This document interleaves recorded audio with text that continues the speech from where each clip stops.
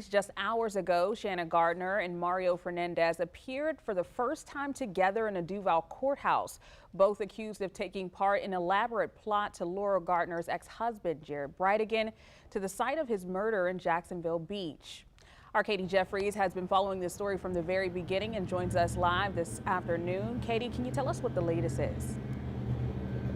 Well, it was expected that Shanna Gardner and Mario Fernandez would be appearing face-to-face in their first joint hearing in this case, but instead they were brought in separately. Shanna was brought in first. She was in normal clothing and was unshackled before she made her appearance. Now, her attorney, Jose Baez, said that the state sent their team discovery, but shut down the Next Point site after Fernandez's attorneys filed a motion that confidential, privileged attorney-client material had been uploaded to that site as well. And he says that they have not had access to the discovery since November 15th. Now, Shanna also waived her right to a speedy trial.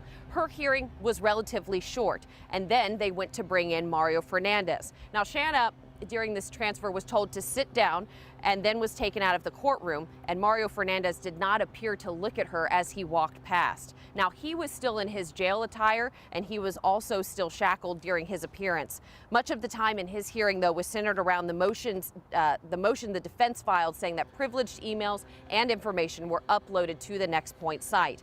The state attorney's office has said this was unintentional, and the emails were never looked at or opened by the state attorney's office or law enforcement. But there does seem to be one document that's in contention, and the judge said she takes attorney-client privilege very seriously and offered to have an independent circuit judge be the one to hear arguments about that specific document, and that would even shield her, even the judge, from hearing any privileged information. So we will learn more about that in his next court appearance, which will be December 11th. Shanna is set to be back in court on February 2nd. At the Duval County Courthouse, Katie Jeffries, First Coast News, on your side.